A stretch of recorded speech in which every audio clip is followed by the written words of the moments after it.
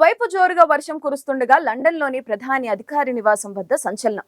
10 Downing street మెట్ల మీద నిలబడి ప్రధాని రిషి సునాక్ ఓ కీలకమైన సెన్సేషనల్ ప్రకటన చేశారు.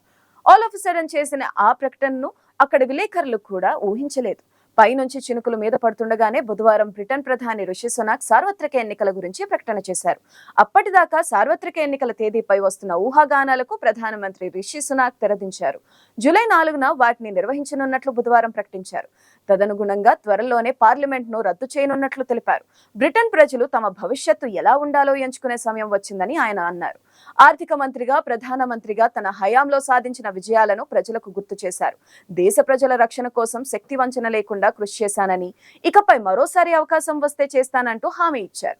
వచ్చే ఎన్నికల్లో అధికార కన్సర్వేటివ్ పార్టీ కంటే విపక్ష లేబర్ పార్టీ మెరుగైన ఫలితాలు సాధిస్తుందని అత్యధిక ఒపీనియన్ పోల్స్ అంచనాలు కొనసాగుతున్న సమయంలో ఆయన ఈ ప్రకటన చేయడం కీలకంగా మారింది.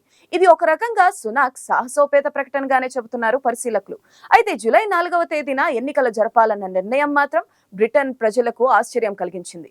ముందస్తు ఎన్నికలకు పోవాల్సనున్న నిర్ణయాన్ని రాజుగారికి చెప్పానని, పార్లమెంట్ రద్దుకు ఆయన అనుమతించారని సునాక్ తన ప్రసంగంలో తెలియజేశారు. నిజానికి బ్రిటన్ ఎన్నికల నిబంధనల ప్రకారం వచ్చే ఏడాది జనవరిలోగా సార్వత్రిక ఎన్నికలు నిర్వహించాల్సి ఉంటుంది. అందుకే అంతా ఈ ఏడాది చివరిలో ఎన్నికలు రావచ్చని ప్రజలు, రాజకీయ పార్టీలు భావించాయి. అయితే భారతీయ మూలాలున్న తమ ప్రధాని బుర్రలో ఇలాంటి ముందస్తు ఆలోచన మొదలవుతుందని కొందరికి అనుమానం రాకపోలేదు. అందుకే బుధవారం పార్లమెంటులో కొందరు ఆయన్ను ఎన్నికల గురించి ఓ ప్రశ్న కూడా వేశారు. అయితే ఆయన కూడా ఈ ఏడాది ద్వితీయార్థంలో అని సమాధానం ఇచ్చారు. ఏడాదిలో రెండో సగం అంటే కనీసం జూలై నెలలో ఎన్నికలకు జరగాలి. కానీ ఇలా 6 వారాల్లోగానే ఆయన ఎన్నికలకు పోతారని ఎవరూ ఊహించలేదు. హడావిడిగా మంత్రివర్గ సమావేశాన్ని ఏర్పాటు చేసి అందుకోసం దేశ విదేశాల్లో ఉన్న మంత్రులందరినీ రప్పించి చర్చించి ఈ ముందస్తు ముచ్చటను సునాక్ దేశ ప్రజలకు తెలియజేయడం యూకే వ్యాప్తంగా సంచలనం సృష్టించింది. సునాక్ ఈ సంచలన ప్రకటన చేయగానే ఆయన భార్య, ఇన్ఫోసిస్ నారాయణమూర్తి కుమార్తె అక్షతామూర్తి ఫోటోలు సామాజిక మాధ్యమాల్లో ప్రత్యక్షమయ్యాయి. దంపతులిద్దరూ ఫోటోతో పాటు నీవు వేసే ప్రతి అడుగులోనూ నీ వెంటే ఉంటా అంటూ ఓ వ్యాఖ్యను పోస్టు చేశారు నెటిజన్లు. దేశ ప్రజలు కూడా తన వెంటే ఉండాలన్న లక్ష్యంతో సునాక్ ఈ ముందస్తు నిర్ణయం తీసుకున్నారన్నది నిజం. 14 ఏళ్లుగా బ్రిటన్లో కన్సర్వేటివ్ పార్టీ అధికారంలో ఉంది. వరుస ప్రధానులు చేసిన తప్పిదాలతో ఆ పార్టీ ఇప్పటికే అప్రతిష్ట పాలైంది. ఉద్ధరిస్తారనుకున్న సునాక్ కూడా పార్టీకి నష్టం చేశాడని, ఆయన పాపులారిటీ తగ్గుతుందని కొందరు నమ్ముతున్నారు. వచ్చే సార్వత్రిక ఎన్నికల్లో విపక్ష లేబర్ పార్టీ మంచి ఫలితాలు సాధిస్తుందని ఒపీనియన్ పోల్స్ అన్ని ఢంకా బజాయిస్తున్న తరుణంలో సునాక్ ఈ అడుగు వేశారు. దేశాన్ని ఆర్థికంగా ఒడ్డున పడేస్తానని సునాక్ హామీ ఇచ్చారు. దాన్ని నెరవేర్చడం, ద్రవ్యోల్బణం నియంత్రణలో పెట్టడం జరుగుతున్న ఈ సమయంలో ఎన్నికలకు పోవడం వెనుక విజయం కోసం అన్నది సుస్పష్టం అంటున్నారు విశ్లేషకులు. ప్రధాని రిషి సునాక్ కు తన విజయావకాశాలు మెరుగుపడతాయని నమ్మినందువల్లే ఈ నిర్ణయం తీసుకుని ఉంటారని పరిశీలకులు చెబుతున్నారు. బ్రిటన్ తన భవిష్యత్తును ఎంచుకోవాల్సిన తరుణం ఇది అంటూ తన్ను ఎన్నుకోవాల్సిన గురుతర బాధ్యత బ్రిటిషర్లపై ఉంచడం ఆయన ప్రసంగంలో స్పష్టంగా కనిపించింది. ఇది నా గ్యారంటీ అంటూ ఉజ్వలమైన భవిష్యత్తుకు, చక్కని భద్రతకు హామీ ఇచ్చారు. ఆర్థిక మంత్రిగా, ప్రధానమంత్రిగా తాను దేశానికి ఏం చేశారో, ఎంతవరకు సక్సెస్ అయ్యారో చెప్పుకొచ్చారు. ఫ్రాన్స్, జర్మనీ, అమెరికా కంటే బ్రిటన్ ఆర్థికం ఎంతో బాగుందని, కష్టపడి సాధించిన ఈ పరిస్థితిని మరింత మెరుగ్గా కొనసాగడానికి తాను ముందస్తుగా పోతున్నానని ఆయన తన నిర్ణయాన్ని సమర్థించుకున్నారు. అయితే 44 ఏళ్ల రిషి సునాక్ ప్రధానమంత్రిగా ఓటర్లను ఎదుర్కొనడం మాత్రం ఇదే తొలిసారి. అంతర్గత ఓట్ల ద్వారా 2022 అక్టోబర్లో కన్సర్వేటివ్ పార్టీ నాయకుడిగా రిషి నియామకమయ్యారు.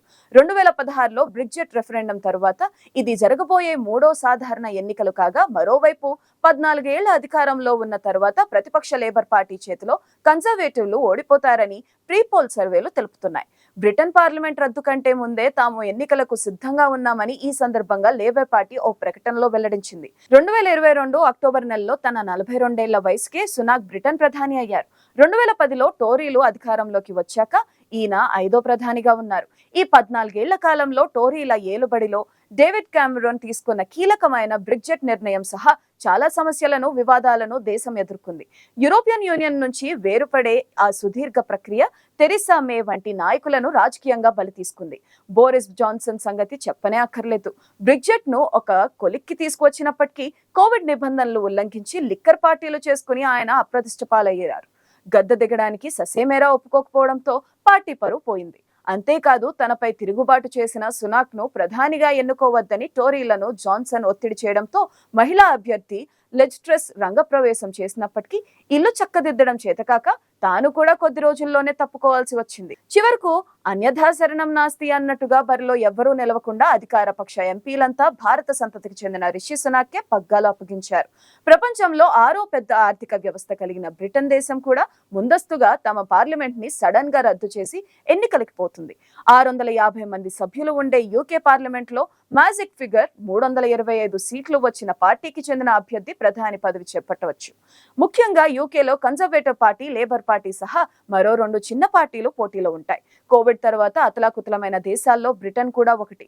ఆపత్కాలంలో పదవి బాధ్యతలు చేపట్టిన రిషి సునాక్ ఒక రకంగా యూకే ఆర్థిక వ్యవస్థని గాడిలో పెట్టారని చెప్పాలి.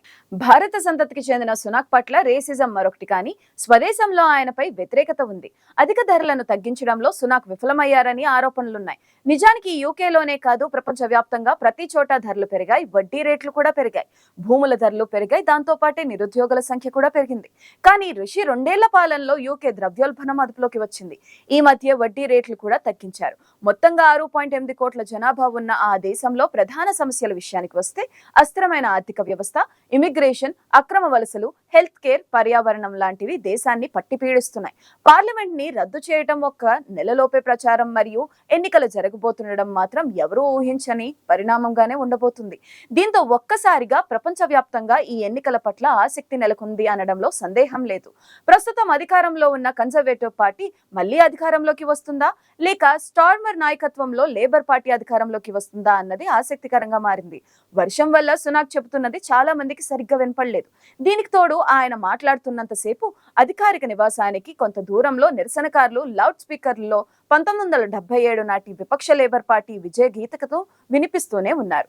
తాను చెబుతున్నది మీడియా ప్రతినిధులకు వినపడటానికి వీలుగా సునాక్ గట్టిగా మాట్లాడాల్సి వచ్చింది. ఆయన చెబుతున్నది ఏడాదిన్నరగా దేశానికి చేసింది ప్రజలకు అర్థమైందో లేదో రాబోయే ఎన్నికల్లో తేలనుంది అంటున్నారు విశ్లేషకులు.